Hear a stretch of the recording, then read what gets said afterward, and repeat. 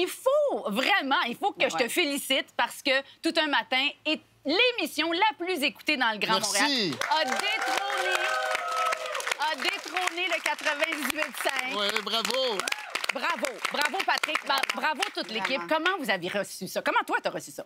Moi, j'avais les larmes aux yeux. Je sais pas, je pense que tu étais là, on s'est croisés. On était réunis sur la fameuse passerelle du 4e étage où le département est installé. Et les patrons nous avaient rassemblés pour dévoiler les résultats. Puis quand on a présenté, quand on a annoncé, en fait, que l'émission du matin était numéro 1, vraiment, ça...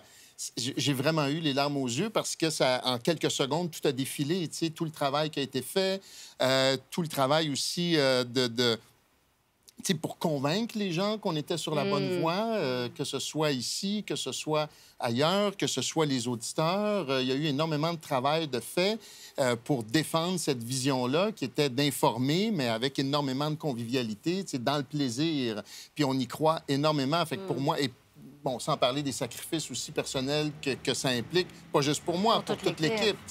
Et donc, tout ça mis ensemble, puis toute l'histoire de Radio-Canada, puis toutes les grandes années que moi, j'ai connues quand j'étais enfant, puis que j'écoutais ça avec Joël Lebigot, avec René Aumirois, ça a été comme une sorte de maelstrom qui a duré quelques secondes, puis j'ai pas pu m'empêcher de pleurer. J'ai pensé à mes parents qui ont jamais écouté cette émission-là parce qu'ils sont plus avec nous aujourd'hui. Puis il y a eu énormément de choses. C'était comme un aboutissement, un accomplissement vraiment dont j'étais très fier, puis j'étais très content pour l'équipe. On a travaillé fort, puis on y a cru depuis le jour 1. C'est surtout ça. Patrick, pour t'avoir croisé dans ces 30 dernières années, toi aussi, tu t'es posé la question de ta place dans le paysage médiatique, de ce grand rêve que tu avais. Oui, je sais. Ça vient mais c'est vrai. Puis, longtemps, tu as voulu penser que ta place était dans le cinéma, était ailleurs. Puis dans ces larmes-là, est-ce qu'il y avait le fait que finalement, après tous ces questionnements-là, de trouver sa place puis de s'y sentir vraiment bien? Absolument. Moi, je pense qu'il y a des vérités à un moment donné qui se révèlent. Qui s'imposent à toi. Puis je pense que...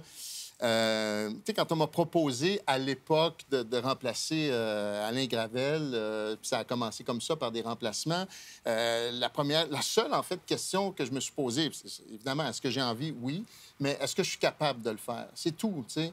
Je savais qu'il y avait une partie de ça qui m'échappait. On n'a pas le contrôle sur toutes les variables en radio et encore moins dans une émission du matin. On peut prendre l'exemple de la voix. Si les gens n'aiment pas ta voix, tu as beau faire tout ce que tu veux, ils ne voudront pas se réveiller avec toi. Et donc, il y a une part d'inconnu. Alors, est-ce que je suis capable de le faire? Oui, je suis capable. Puis je me suis lancé là-dedans.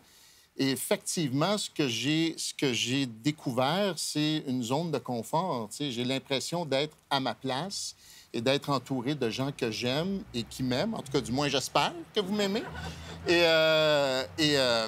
j'accède effectivement à une certaine sérénité et à un certain bonheur dans le métier. Tu sais, ce qui n'a pas toujours été le cas.